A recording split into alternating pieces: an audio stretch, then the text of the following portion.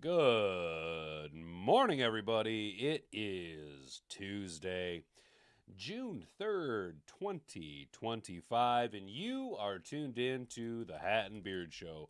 Appreciate you tuning in. Thanks for telling a friend. Today, boys, we have one topic and one topic only to discuss. There is no national news that I feel like covering. This is all Lion-centric about one man and one man in particular. You read the title. That's right. Lions center Frank Ragnow retires at 29. Quote, "It's time to prioritize my health." And this news broke yesterday afternoon. Shortly after noon, everything started popping off. Obviously, we had already wrapped up our show for the day.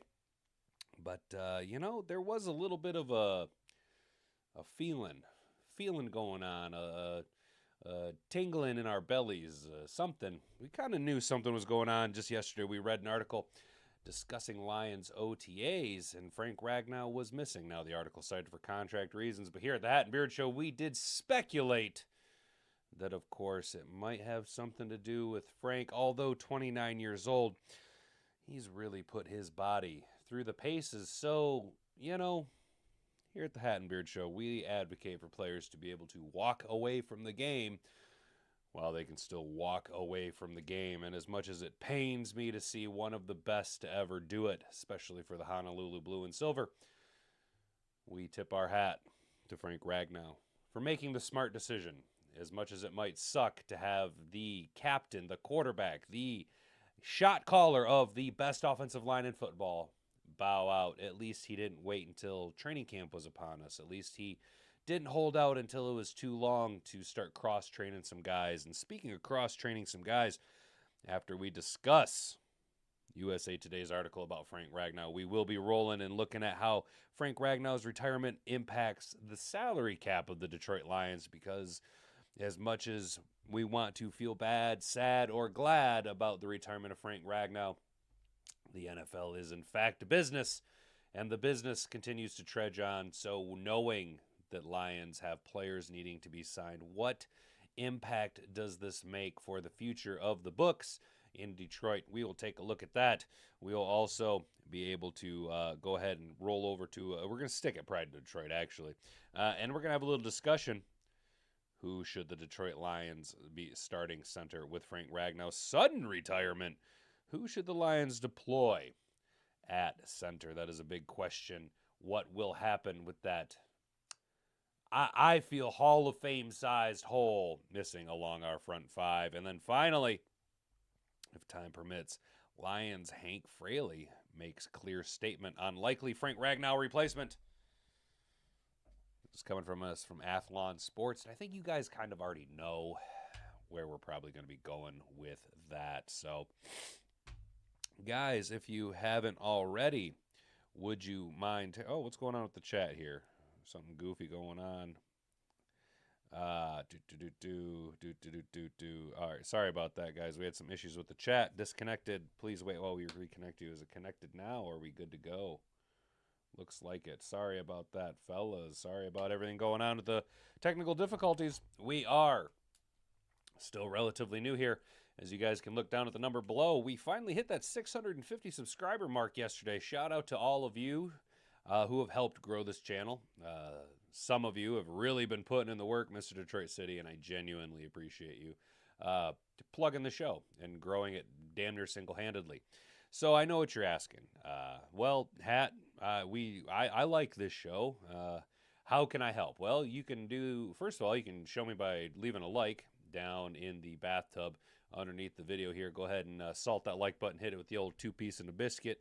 While you're down there rooting around in the tub, why don't you go ahead and walk on over to that subscribe button, especially if you're new here and you want to be a part of the Hat and Beard team. We are the largest and fastest growing Detroit Lions and NFL content creation station, and the 10 a.m. to 11 a.m. block Eastern Standard Time, streaming exclusively from his dead grandmother's sewing room at Grandma's Studio One. That's right, we are really nailing that metric.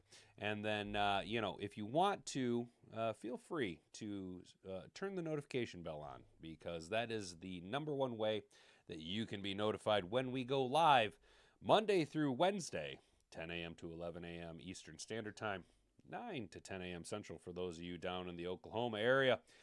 We do have plans to be expanding to 5 days a week. Come closer to the start of the NFL season. Keep your ears to the ground on that. We will be making some announcements the closer we get through June and into July. So just kind of keep your ears tuned for that. And then finally, the number one thing that you can do to help this channel grow is sharing this around with all your friends. Now, I completely understand. In today's modern world, we have to keep our well-maintained, groomed, and cultivated social media presence. Maybe I'm not the type of person you want your grandmother to see you're watching, and that's totally understandable. So what you can do is just go down to that share button. Now, the majority of you watch this on mobile devices, so go ahead and roll on over to that share button. Click the share button, right? And all you got to do, look, you don't have to share it around on all your socials, but what you can do is copy and paste that link down on your clipboard, and the algorithm treats it exactly the same. So that's kind of the best thing you can do to help us out here. I genuinely appreciate you guys tuning in and telling friends. So without any further ado, let's get into the show, boys. It'd be a lot cooler if you did.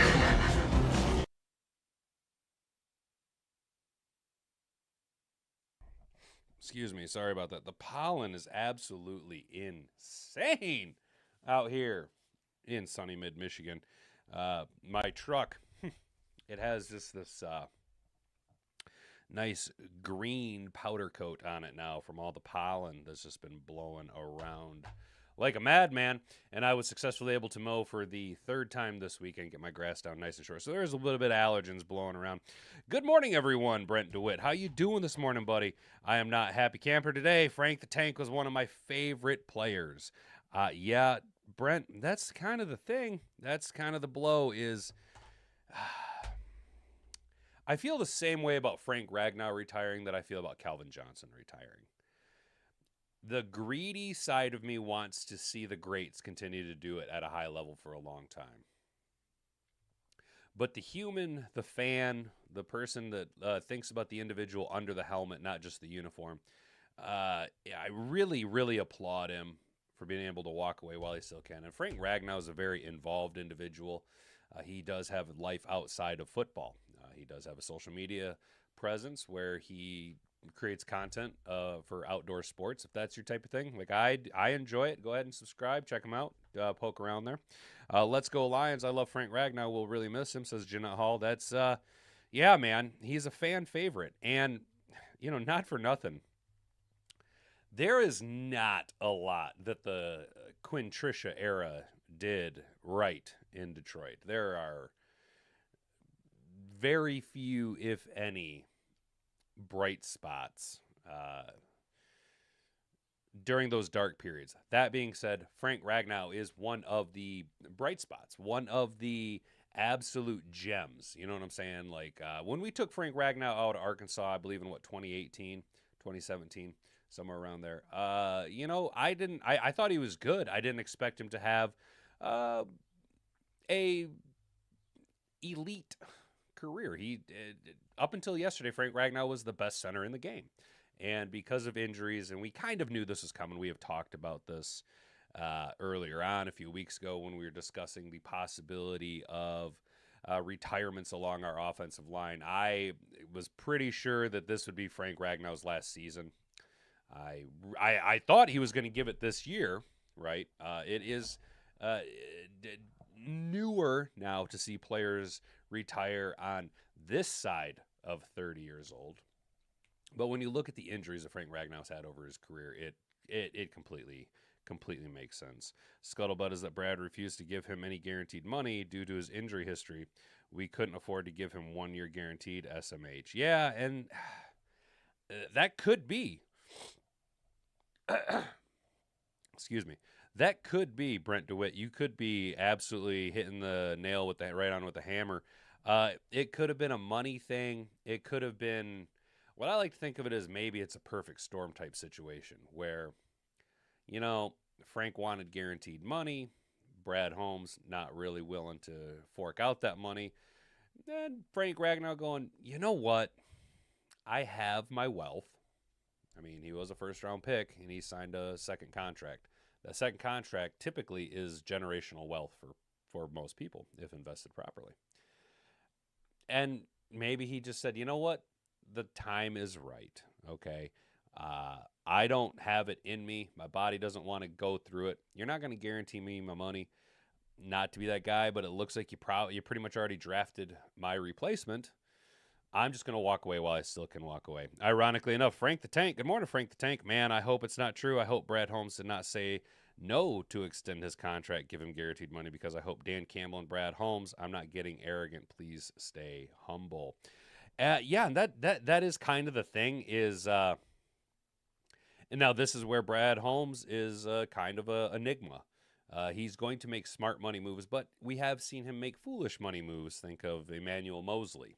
Even though that didn't count or cost us a whole lot of money, he still look at Levi Onwuzurike. So honestly, I think that the availability, injury, not wanting to give him guaranteed money is kind of just maybe some smoke being blown around because traditionally, Marcus Davenport, Levi Onwuzurike, Emmanuel Mosley, Brad Holmes is willing to reward guys. Now, maybe the money was too much, but frankly, I think Brad Holmes is the type of guy who traditionally rewards players, guys who want to be kept in house. So I'm gonna kind of just lean more into that it's scuttlebutt smoke, and lean more into the idea of it was probably just a perfect storm. It was probably just an absolute perfect storm of timing, money. Maybe Frank Ragnow had a really enjoyable offseason with his family, figured out exactly what he wanted to prioritize in life, looked at his bank account and said, I am completely set. I am going to be fine.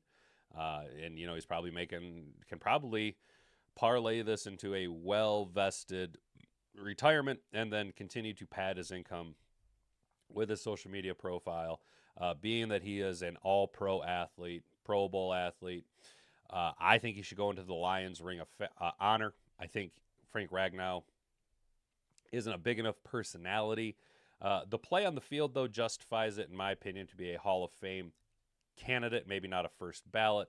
But personality-wise, had Frank Ragnow 2 years ago won the Walter Payton Man of the Year award, I think the odds of Frank Ragnow getting into the NFL Hall of Fame would be slightly greater. But without that Man of the Year award, without that Super Bowl ring, I don't think Frank Ragnow quite gets to the Canton enshrinement. However, he should go up in the Lions Ring of Honor. Brent DeWitt says Corby Solzall taking reps at center does not inspire confidence. LOL. Graham Glasgow looks like our guy this year, then Ratledge next year. Yes, Brent DeWitt, yes. We'll get back to your comment in a second here. Frank the Tank says Detroit Lions offense will be fine, but the middle of the offensive line is going to be a struggle with rookies and one-year players. Pressures come from the middle nowadays, not the defensive ends.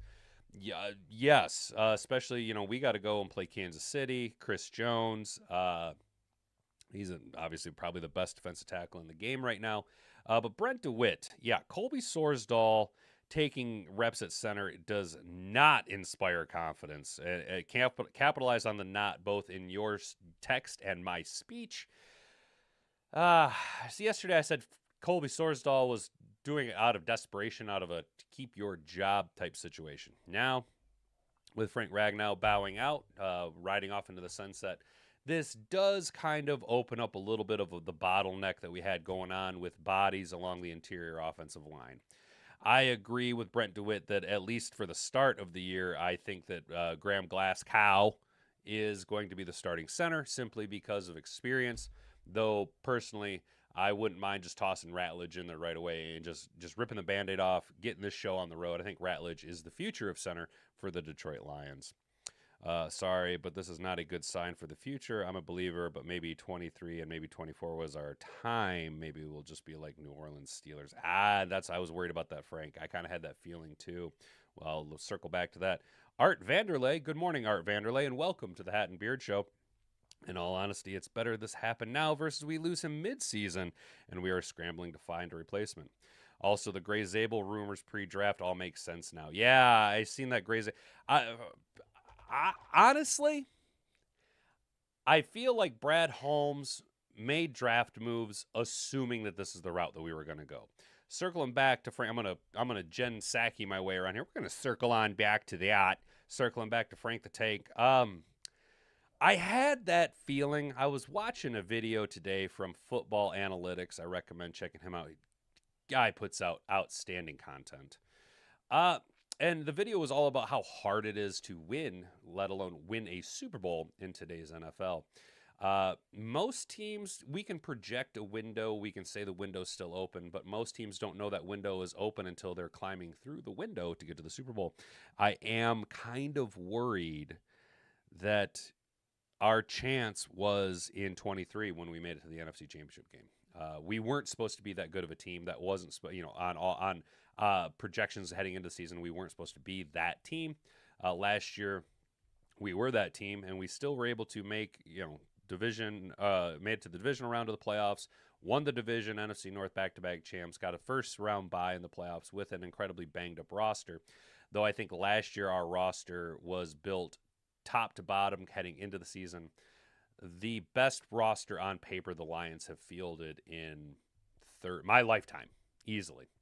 I do think, though, I'm glad that Frank is doing this now as opposed to, right before training camp opens, or God forbid he does try and give it a go and then suffers a life-altering injury, not a life-threatening, but something that will impact him for the next 40 years. So I am glad that it's happening now. The earlier it happens, the sooner we can get reps in at the guys, the sooner we can polish guys down. I'm pretty sure, though, that Ratledge is our replacement. I am very worried, though, like you say, Frank the Tank, to kind of bookend this, that we might be running into a New Orleans Saints, Steelers, dare I say Buffalo, very, very good upper echelon team, but, just maybe can't quite get there. Do I think that? No. Personally, do I think that? Yes, that is a possibility. But this year I've called for us to go 17-0, go undefeated through the playoffs, and then shut out the Buffalo Bills 59-0 in this year's Super Bowl. But yeah, good conversation. Fashionably late. Good morning. I'm Chasing Chase. Everybody, shout out Chase. How you doing, buddy? Better late than never, dude. Glad you're here. Glad you're able to make it. We have been discussing all morning Frank Ragnow's retirement. And so far, we got 7 votes in the poll. Should Frank Ragnow make it to the Ring of Honor? Yes, he's the best center the Lions have ever had, 86%.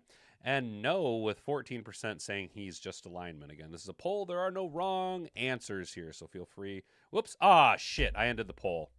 Oops. Sorry, guys. I hit the wrong button. Oh, well. It is what it is. Hey, let's go ahead and... I guess we should probably read some articles here. As we've been discussing all morning, Lions center Frank Ragnow retires at 29. Quote, "It's time to prioritize my health." This coming to us from USA Today. This was printed yesterday. Detroit Lions starting center Frank Ragnow is retiring from the NFL at age 29. He announced Monday on Instagram in a post. Ragnow acknowledged he grappled with a, quote, with a very trying few months before deciding to retire. He cited the toll of injuries and the physical demands of the sport as the main reason for his decision. Quote, "I've tried to convince myself that I'm feeling good, but I'm not, and it's time to prioritize my health and my family's future. I have given this team everything I have, and I thought that I had more to give, but the reality is I simply don't. I have to listen to my body, and this has been one of the hardest decisions of my life." There you go, his post that he made. Look at big old Frank Ragnow. Let's go ahead and read the whole article. "These past couple of months have been very trying as I've come to the realization that my football journey is ending, and I'm officially retiring from the NFL. I've tried to convince myself that I'm feeling good, but I'm not, and it's time to prioritize my health and my family's future. I have given this team everything I have, and I thought I had more to give, but the reality is I simply don't. I have to listen to my body, and this has been one of the hardest decisions of my life. The Lions organization has been absolutely incredible throughout this process, and I can't emphasize this enough, how grateful I am for this team and all the fans. It was an absolute honor going to battle for all of you. Now, that gave me goosebumps. Reading retirement letters always give me goosebumps, guys. The Lions selected Ragnow 20th overall in the first round of the 2018 NFL Draft. He quickly blossomed into a quality starter for the team, making 96 starts over his 7 NFL seasons. Ragnow made 4 Pro Bowls during his career and was named All-Pro second teamer in 3 of his final 5 seasons. He is a key cog in Detroit's top scoring offense during the 2024 NFL season and graded as PFF's second best center for the campaign behind only Kansas City Chiefs' Creed Humphreys. That said, Ragnow was frequently listed on the Lions injury report, though he still played at least 14 games in 6 of his 7 NFL seasons. He gained notoriety for playing through a fractured throat in a December game during the 2020 season, and also dealt with a foot, toe, knee, ankle, back, and groin injuries throughout his career. Ragnow's retirement comes as the Lions opened their OTAs for the 2025 NFL season. The 29-year-old was not in attendance for those workouts, and speculations arose he might want a new contract as he entered the penultimate year of his deal. Ragnow put those rumors to bed with his decision to retire. The Lions will now look to replace him, with NFL Network's Mike Garafolo noting veteran Graham Glasgow and second-round rookie Tater Ratledge as taking reps at center in Ragnow's stead.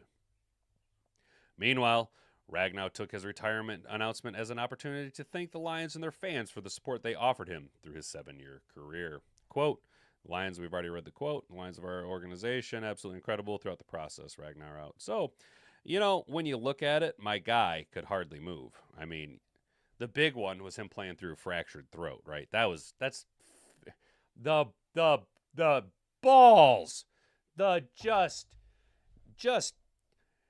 dinosauric sized nuts to play with a fractured throat. And then you look at, he got walk away while you can still walk away. Foot, toe, knee, ankle, back, and groin injuries.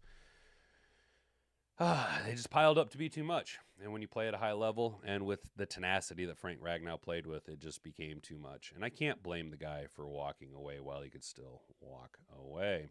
Down in the chat, Frank the Tank. There's no right time for this. Every time any football player steps on the field, it could be his last game ever. 100%, Frank. Exactly. Art Vanderlei. My confidence lies in what Brad Holmes and Dan Campbell has built culture-wise. If we missed the playoffs last season because of all the injuries, I'd be sounding the alarm, but they have shown we are not built around one guy. You are correct, dude, and that's what I was saying last year is even with all the injuries, we still are able to win the NFC. You know what I'm saying? Frank says, I know we all want defensive end and stack up the defense, and let me tell you something, people. This offense is not as deep as our defense. Yeah, our offense, we got lucky that we didn't get marred with injuries like our defense did last year. You know what I'm saying? And hopefully that isn't the situation. Last year we had some offensive line players in and out. We had Laporta kind of in and out, but we were grateful. And then Montgomery went down, but obviously we had Jahmyr Gibbs to really pick up the slack there. You know what I mean? Brent DeWitt, favorite Frank play when he led Netflix touchdown run on basically one leg. He's the definition of grit. And he really, for being a guy that was brought in under one of the worst regimes in the history of any sports franchise, that would be the Quintricia era, Frank Ragnow really embodied what Dan Campbell and company were trying to do as far as the mentality, the grit, and the culture of the team. Art is a recruit. Hell yeah, Art. I'm glad to have you on the team, Art. Dude, you're killing it right now.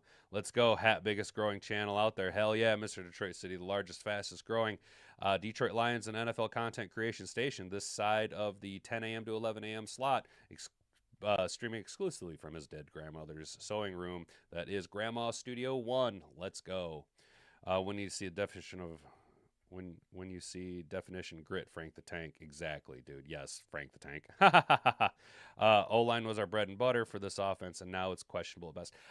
Brent DeWitt, I don't think so, man. What I could possibly see is so now we have two big, huge question marks along the interior offensive line at the center and then one of the guard spots. does Mahogany? We're going to go ahead and pencil Mahogany in as our starter. Do we plug him in next to Taylor Decker, or do we plug him in next to Penei Sewell? Who, wherever he plays, that is two big question marks. Those two question marks, one is undoubtedly going to be filled by Graham Glasgow. He's the veteran. He's kept around because not only can he play guard, but he can also play center. I would tentatively put Graham Glasgow as our starting center right now, at least till mid-season, okay, barring any injuries. In that situation, then yeah, Ratledge is probably your starting other guard, simply because of the draft value, the positional value of the player, and the pedigree in which he comes with. Now, if it were me, would I do that? If the play was very similar between Glasgow and Ratledge at center, I'm going Ratledge at center just because, like I said, rip that Band-Aid off, get this shit show on the road, and get moving on down the field. Does our offensive line take a step back from where they were last year? Undoubtedly. We lost Kevin Zeitler, and we're now losing Frank Ragnow. Taylor Decker's not getting any younger. Penei Sewell is still the best tackle in all of football. He's the best offensive lineman in all of football. Can Graham Glasgow maintain where he's at, or does he slide back with making a transition to center? I think he at least maintains where he was at last year, although last year was a step back for him, but we did see him transition from right guard to left guard. Obviously, playing next to Penei Sewell, you're going to be playing a lot better than you are next to Taylor Decker. But if I were to go left to right, obviously Decker at your left tackle. To start the season, I'm going to go.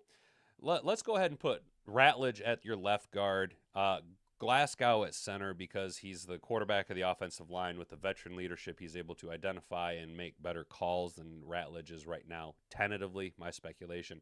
Mahogany at your right guard, and then Big Penei at the right tackle. I would go Decker, Mahogany, Glasgow, Ratledge, and Sewell. Anyone next to Sewell is going to overachieve. Exactly, Brent DeWitt. Exactly. That's exactly it. Penei Sewell makes everyone look good. You know what I'm saying? Art Vanderlei, if we didn't lose Zeitler, I'd say we don't need anyone else via trade or free agent, but I think Brad Holmes is on the phone seeing if anyone is available. Maybe. But, we do have a lot of bodies that maybe we want to take a little look, see what's going on with these guys. Giovanni Manu, obviously Sorsdal. Let's not forget Kyoto Awashika, and what is his name? Ntedi Muti, I think, is another guard that we signed. So there is competition, albeit not the highest level that we had last year. Frank Ragnow will be missed. Same thing you were wondering. Yeah, and it could be. Maybe Brent DeWitt, maybe you and Art are correct. Maybe Brad is. And Brad Holmes is a professional. He's going to be scouring to see who's available, to see what he can do. I've said it, and I'm going to continue to say it until proven otherwise. Brad Holmes, every decision he makes is the correct one. Even if that means moving on from players that we aren't ready to move on from.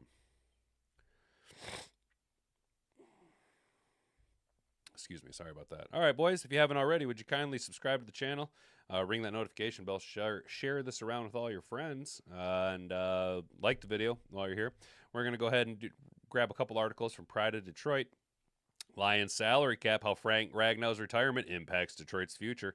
Exploring the Lions salary cap implications following the retirement of Frank Ragnow. Detroit Lions, Frank Ragnow has announced his retirement. While the team will surely have a competition to find his on-field replacement during training camp, the financial implications following his retirement are clear, but not yet solidified. Ragnow was selected in the 2018 draft, his rookie contract nearing its end. He and the Lions agreed to a 4-year extension through the 2026 season. Slated to count for just over $14 million against the cap in 2025, Ragnow's retirement now shifts the Lions' financial obligations to only account for the remaining guarantees. This will free up some salary cap space for Detroit in 2025, but just how much is yet to be determined. Let's take a look at Ragnow's contract. So this year he was due. So these are the options that we can go. This year he was due $14 million and then $16 million next year. So we only now have to account for the guaranteed money, which is a fucking huge base salary. Look at that. He was slated to make $12 million next year. Because the Lions will only be responsible for $8.4 million, 1.2 plus 1.3, or 3.6 plus 3.6 in guaranteed remaining in Ragnow's contract. So yeah, we got to pay him the signing bonus for 25, the 1.2, the option bonus of 3.6 guaranteed, and then next year's option bonus of 3.6 million. So I mean, we say these 1 point, 1 point, 3 point, like it doesn't matter, but I'd like to have a 0.1 million. From salary cap perspectives, on June 2nd represents a significant day in the NFL because it gives teams the options to split a players who no longer with the team contractual guarantees over 2 seasons instead of just one. Here are the options the Lions have moving forward. The traditional method, we pay him in 2025 the 1.2 and 3.6 million that were guaranteed to him, and then the 3.6 in 2026 that were guaranteed to him. So that would account for $8.4 million in 2025 cap hit, which will free up $5.6 million with $0 against the cap next year. So basically, just pay him. Just pay him. Just get it. Just pay him and get it off the books. If that works out for what we're trying to do with extensions of players coming up, we've already listed them all, but Gibbs, J-Mo Hutch, Laporta, Jack Campbell, Brian Branch, all are going to need contract extensions. Then the second option here is the split method, where we pay him 9.2 million, or I'm sorry, 4.8 million this year, which frees up more money on the whole this year of the 2025 season. But then we got to shit out 3.6 million next year to him, which then will count for $3.6 million against the cap. Personally, I like the traditional method of getting it off the books, just clearing it off the books and get it gone, making Frank Ragnow whole and just being done. In the split method, the Lions can split the cap over the next 2 seasons, thereby increasing their cap space in 25 by pushing 3.6 mil onto 2026. Because the Lions can always roll over this money to 2025 to 2026. If not used, there's a little downside to keeping the money available in 2025 as long as they plan ahead. Summary: at the end of the day, Ragnow's retirement leaves the Lions responsible for $8.4 million and will free up anywhere from 5.6 to 9.2 in 2025, depending on if they want to go traditional or split. So it opens up a little bit of money. We already had a good amount of salary cap money to kind of play around with.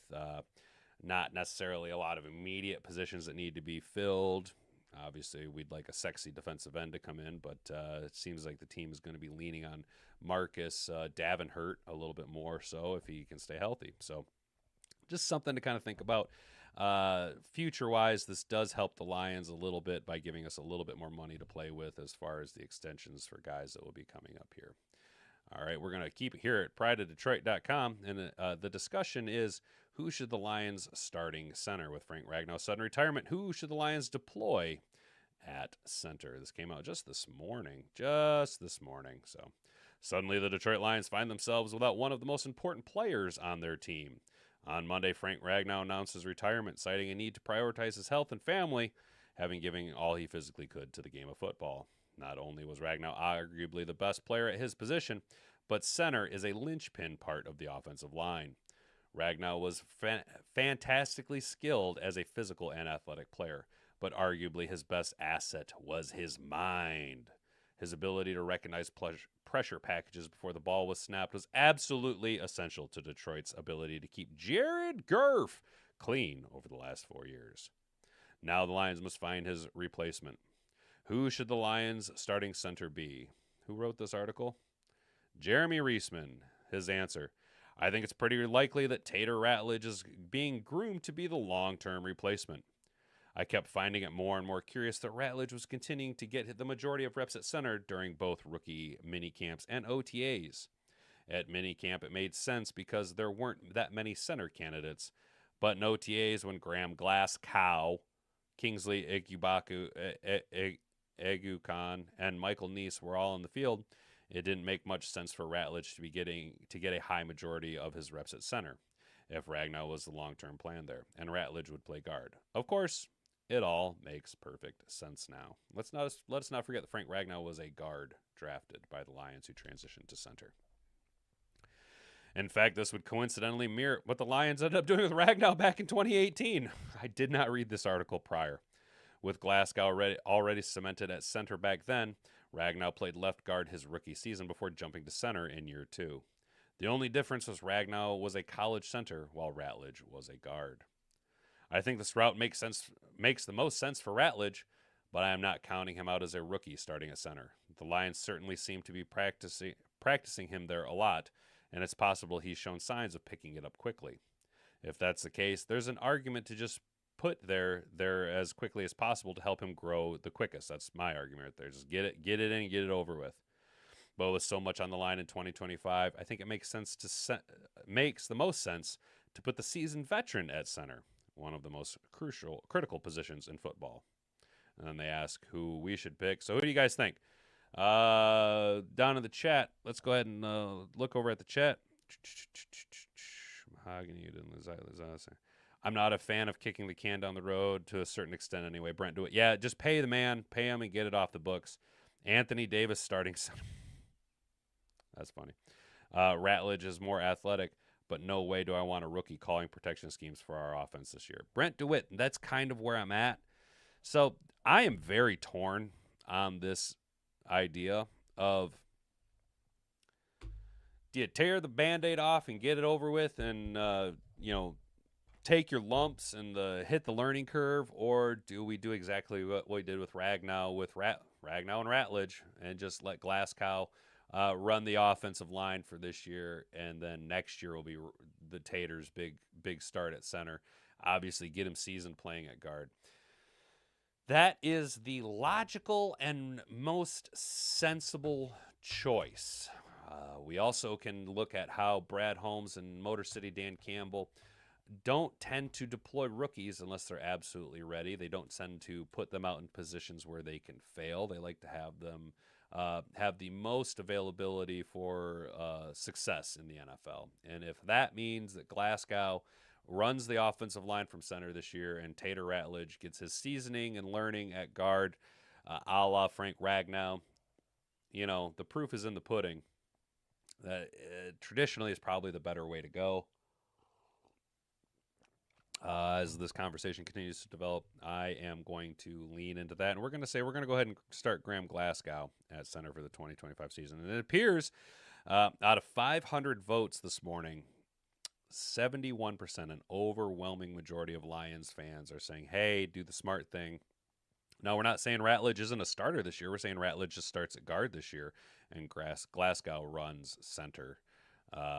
Mostly because, Jared Goff, there's a lot of money invested in him, and we do have a Super Bowl window that we are trying to slide through on paper, right? I know that runs counterintuitive to what I said earlier, but we are on paper still within our Super Bowl window. So if this is the smartest decision to make that gives us the best availability to win this year, I want to make sure that we make the smart decision while also getting Ratledge seasoned. So I'm going to lean into the Glasgow. The Glasgow this year, Ratledge next year type situation. That also then gives Miles Frazier a year to learn the offense, and then maybe he's our replacement guard next year for Ratledge when he transitions. Maybe that's the plan all along. Now, speaking of the plan, we are going to go ahead and do a barrel roll on over here to Athlon Sports. And that is coming from us yesterday. Lions Hank Fraley makes clear statement on likely Frank Ragnow replacement. So before we get into this, if you guys haven't already, would you kindly subscribe to the channel if you're new here, ring that notification bell so that you can be a part of the Hat and Beard Show live discussion Monday through Wednesday, 10 a.m. to 11 a.m. Eastern Standard Time here at thehatandbeardshow.com or youtube.com/the Hat and Beard Show.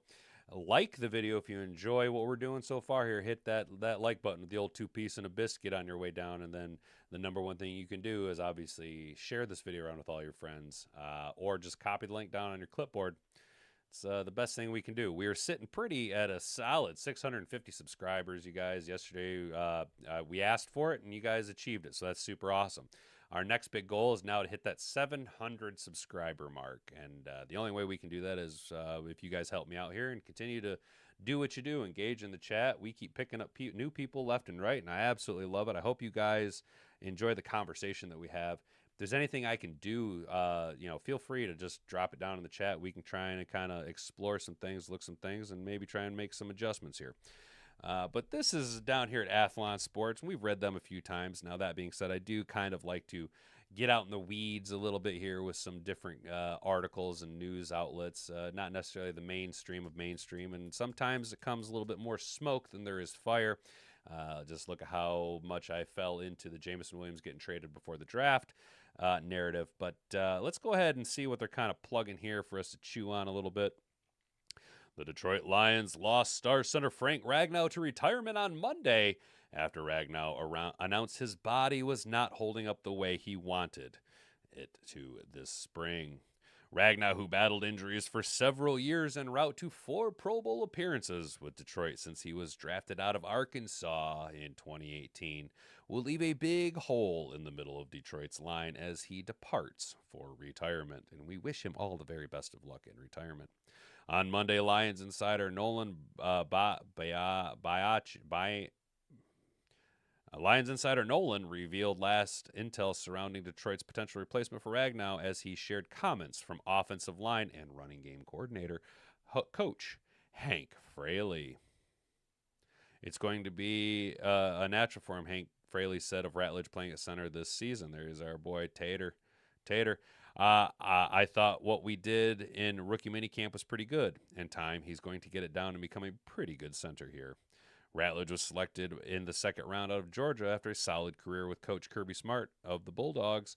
He reportedly may have a, quote, long way to go, according to Nolan, who added the full text to Fraley's comments. Oh, boy, that is very, very small. I can't quite read that. Bonchi was asked the Lions organization knew about Ragnow's impending exit stage left from the Lions due to injuries, to which he offered a response on Monday. Quote, I imagine they've known he's been considering it for a while, Bonchi said. I think Campbell has a pretty good idea what he's gone through and assumes they've gauged where his head is at quite damn, dude, someone's losing some trailer parts down the road. Ratledge was taken 57th overall and now must mature in a hurry to Detroit to continue winning ways along the offensive line. So this is going to let's go see if we can read this. Whenever I tell him he's an interior player, that's where I envision him playing. More interior center is not as natural for him yet, so you definitely tend to give him more reps at that. Snapping the ball, making it more comfortable. See him helping us definitely on the interior. I know the young man, getting to know him more after rookie minicamp and prior to that. He's going to do whatever I ask. I joked with him. Hey, play tackle for us, stuff like that. He definitely needs some time on their training. He's going to become a natural for us. I can't read this. I can't read. It's too damn small. It's too damn small, and I don't like sounding like a fucking second grader reading aloud before the class. All right, so Brent DeWitt says start Ratledge at center preseason to give him a taste, then guard at start of regular season, or Glasgow all the way to build chemistry. So let's go ahead and really get him through the paces. Let's go ahead and start Glasgow at center. Start him at center in the preseason, and then as the game goes on, he moves to guard. Just really get him his reps. Understand that, dude, you got to pick it up now. There is no time to wait. There is no learning curve now. You get to learn trial by fire by jumping in the deep end, my friend. And the plan is to make you the center for the future. I just think this year, utilize the preseason, get him his reps at center with the understanding that he's going to play the majority of the year at guard. And Graham Glasgow, he cannot take a step back like he did last year. Obviously, there was the transition from right guard to left guard. As we've discussed a couple of times today, Penei Sewell is going to elevate every player around him. So Glasgow taking that step back between 23 and 24. Expected, though not wanted, moving away from Penei Sewell. So if he can continue to play at least where he was at last year at the center spot, what I need is Glasgow to be able to make the calls, make the protection alignments at the line of scrimmage, and basically become that coach on the field that we know Brad Holmes tends to like. Look at Michael Brockers early on. Look at what we've been able to do recently with Alex Anzalone and how he's been able to develop the linebacker room alongside of his own abilities. It makes the most sense. It just makes the most sense to come regular season. Glasgow probably is going to be your starter all season. The more that I think about it, if we go uh, I hate using the term grooming, but the seasoning, the learning of the NFL offensive line, the schemes, what to expect, the speed of the game. Even though you are coming out of the SEC Tate Ratledge, and that is the most pro-ready conference in college football, not having the pressure on him to make the decisions and sacrifice potentially the health of your $250 million quarterback. Makes sense. Yeah, I like the idea of Glasgow being the center, at least to start the season, while Ratledge can learn and not be thrown in the deep end. As much as I kind of liked that idea, I do see where your head's at with the chemistry, though. Brent DeWitt, the more reps we can get these guys to play, the more the chemistry will be there. Thankfully, everybody, at least in the mix right now, obviously Mahogany didn't have the full season and played in spot starts, but Mahogany has a little bit of chemistry there. Glasgow, Decker, and Sewell have been playing together for a long time now. So ideally, the chemistry is already still pretty strong with the base of your foundation of your offensive line. And then you really kind of have to lean into the psych profile that Brad Holmes looks for in a player and assume that not only is he going to pick the right player athletically and mentally to be able to deal with the pressure of what's going to be put on him now with Frank Ragnow's retirement, but also Hank Fraley is probably the best offensive line coach in football. And if he's going to say you can do it, you can do it. Look at what he's been able to do with our offensive line. The top two players that jump out, obviously Penei Sewell, the all-world offensive tackle, but look at what he was able to do with Christian Mahogany in a condensed amount of time. Mahogany played very, very well. Some of it probably got covered up with Penei Sewell. So this year will be a prove-it year for Christian Mahogany.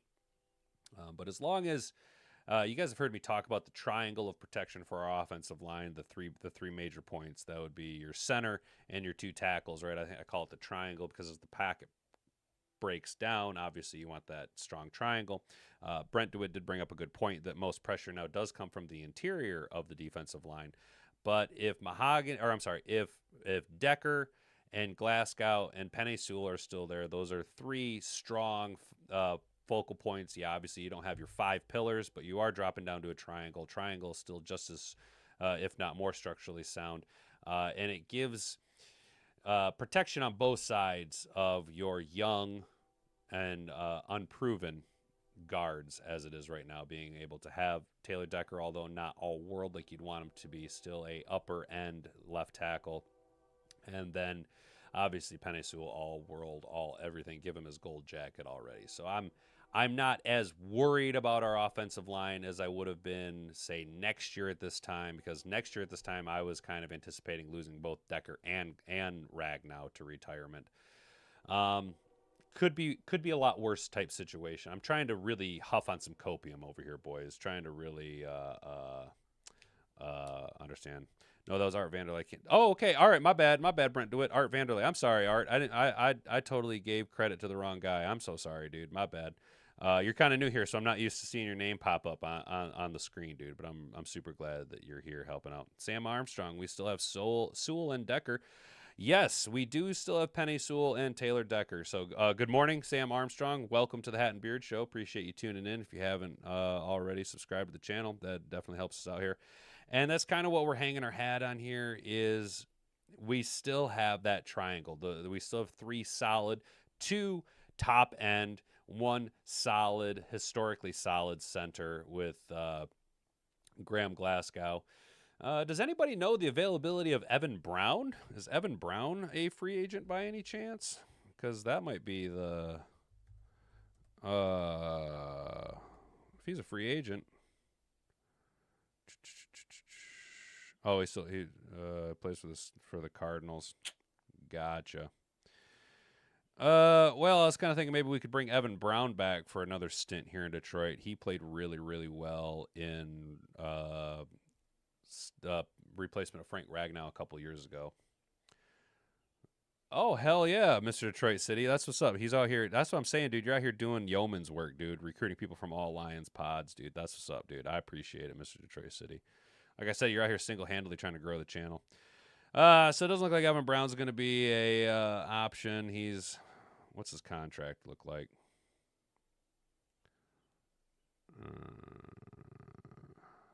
Can I get a contract? Can I get a contract?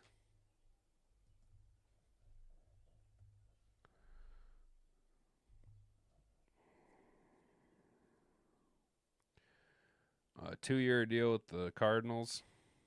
Oh, he just signed a 2-year deal with the Cardinals. Damn. All right, never mind. Evan Brown's off the list. Well, that was wishful thinking. So yeah, I don't know, boys. I don't know. So they'll have you on. Oh, hang on. Check out last night's Crunch Time Sports. Hang on here. What are you talking about? Crunch Time Sports? Let me write this down. Shout out, Mr. Detroit City. Hey, Marcus Newsom. Good morning, dude. Good to see you, brother. Decker, Glasgow, Ratledge, Mahogany, Soul, Week 1. Lock it in. Yeah, that's probably. Now, Marcus Newsom, I got to ask, are you putting, did you list it in order? Tackle, guard, center, guard, tackle? You calling for Ratledge to be the starter? Crunch Time Sports. 9 minutes 9:53. Hey, all right, cool. Thanks, Mr. Tracy. I'll check that out. They said they have you on. No shit. Left to right. Okay, Marcus Newsom. So you're going Band-Aid route. Get the Band-Aid off and get the learning curve. Just get Ratledge in there and get him seasoned up. Why wait? Kind of a why wait type deal.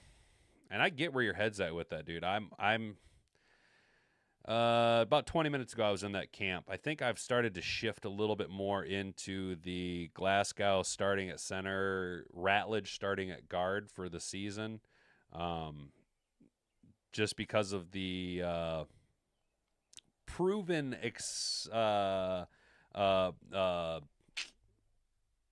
the proven ability of it working.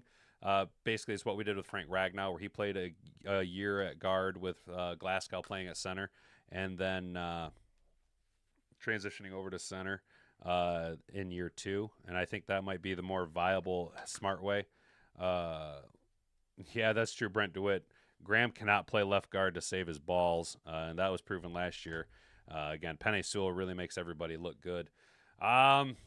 Is Glasgow? I think Glasgow's getting a little old, so maybe his athleticism. We like to pull our guards around quite regularly. Is he going to be able to maintain that athleticism, or does Ratledge give us more athleticism along the interior offensive line? Because if that's the route, I think Glasgow is going to end up being the center.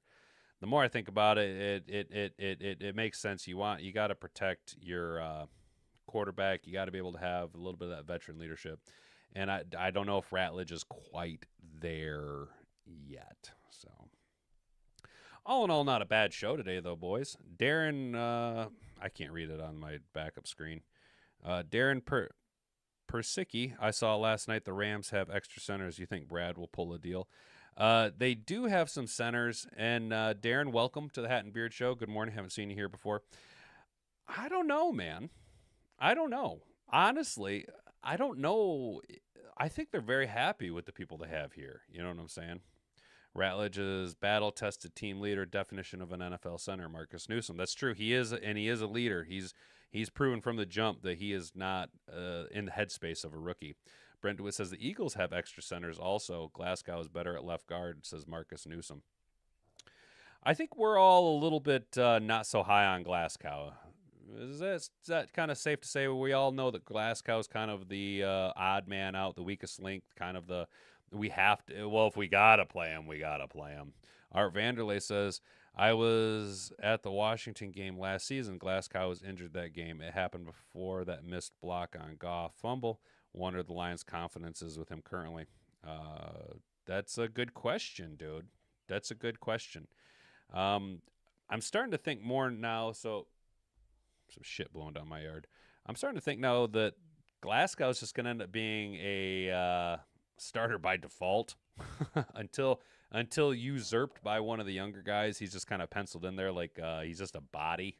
But like you say, there might not be a lot of confidence behind him after that terrible, terrible playoff game. Sam Armstrong's, hey, Mark New. That's the lineup right here. Oh, okay. Graham has to step up big time. Sam Armstrong, I agree. Sheriff for nothing for me. It was, if they, and I was kind of wondering why we didn't go after Brennan Sheriff in free agency. I kind of was. I had him kind of circled as one of the guys that maybe we should go after once Zeitler left. I thought he would have been a good veteran leadership, even if he's a 1-year rental like Zeitler. I really thought Sheriff was going to be the guy. And maybe he will be. Let's get through OTAs, and maybe they go, you know what? We really like Ratledge at center. Glasgow is a fucking turd, right? He's a turd sandwich. Maybe the best solution is for us to go and get Brandon Sheriff, even if it's a 1-year deal. Plug and play. You don't take too much of a step back between him and Zeitler. And then you put, that leadership, but that veteran experience with Ratledge there, maybe help him make some of the calls at center. But I think I've pretty much talked myself into Ratledge will be the future of center for the Detroit Lions. Do we know when the Lions' next pressure? Is? Curious to hear what they think. Oh, presser. Curious to hear what they think the plan is going forward. I think they do their press conferences relatively early. I think they do their press conferences.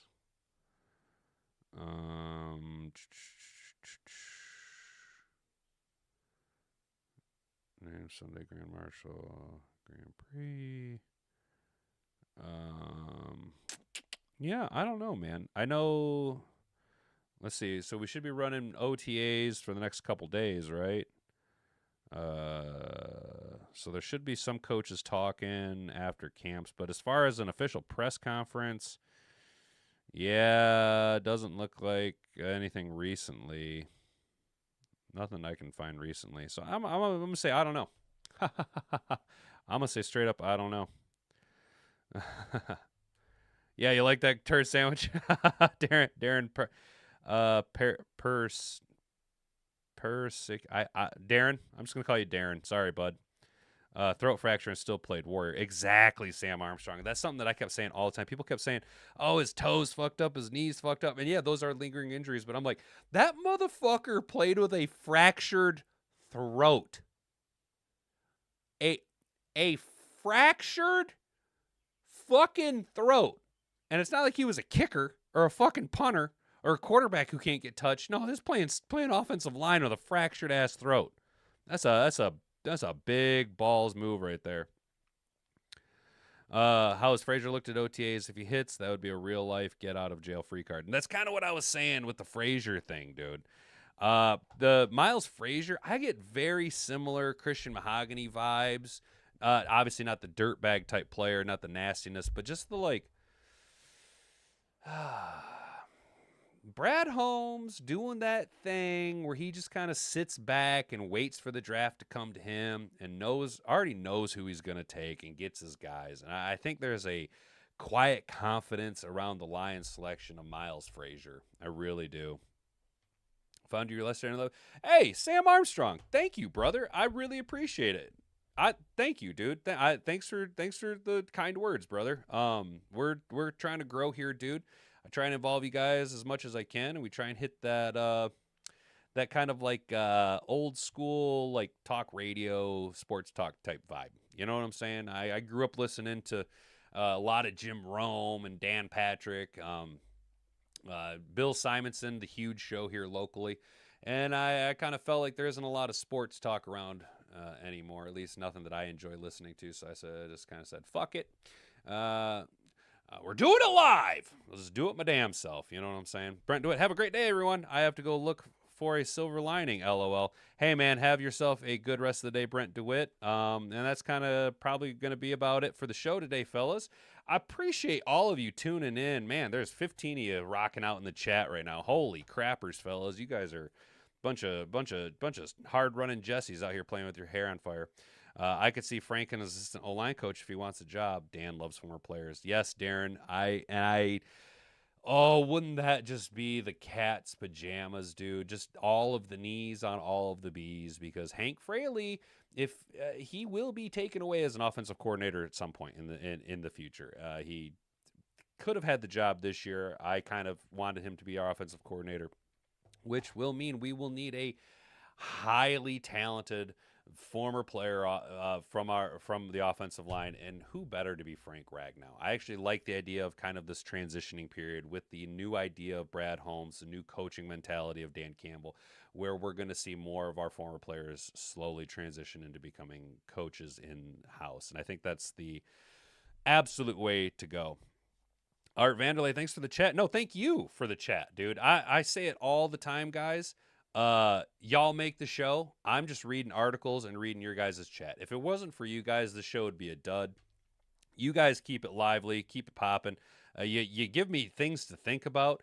I have literally had my opinion on topics changed during the show, during the chat, and on top of that, y'all have like the insight of insights going on. So I really appreciate each and every one of you. Y'all bring something new and dynamic to the table every single day. So it is now 11 a.m., folks. So it's been a great show today. We talked about Frank Ragnow and why he retired. Then we talked about Frank Ragnow and the salary cap implications for the Detroit Lions. Then we talked about Frank Ragnow and who could potentially be his replacement at center. And then we talked about Frank Ragnow and who Hank Fraley has tipped his hat at being the replacement for center. Moving forward for the Detroit Lions. So it was a Frank Ragnow centric episode, but what can you expect when one of the all-time greats for the Detroit Lions finally hangs up his cleats? It might have been too soon for some, but as we say here at the Hat and Beard Show, walk away from the game while you can still walk away from the game. Frank Ragnow left absolutely nothing on the field. He gave it his all for the better part of a decade, played through injuries, a true Iron Man of the NFL. Should have won the Walter Payton Man of the Year award 2 years ago, and that will be the big hindering reason why he doesn't make it into Canton, that and being short of a Super Bowl ring. But that being said, what he meant to the Lions organization for the better part of a decade, what he has been able to go through being brought in under the Quinn Tricia era, being a huge cog in the cultural rebuild of the Detroit Lions into the organization that we are so privileged to get to enjoy now. There is no shame in retiring now, and all of us here at the Hat and Beard Show want to give a huge thank you for every moment of your time here in Detroit, Frank Ragnow. You are beloved by all of us. You deserve your name up in the Lions Ring of Honor. Retire the man's number, what he's meant for the organization, for the fandom, and for people like me, good old boys, rednecks, who don't get a lot of hype anymore in the NFL or culturally anymore. Frank Ragnow is one of us, man. So I really appreciate that. Boys, thank you so much for tuning in. Thanks for telling a friend. It's been an epic and excellent show. You all have been an attentive audience. I've been Hat and Beard. Until tomorrow at 10 a.m., 11 a.m., or from 10 a.m. to 11 a.m. Eastern Standard Time here at youtube.com. We'll see you then. So, a banga banga.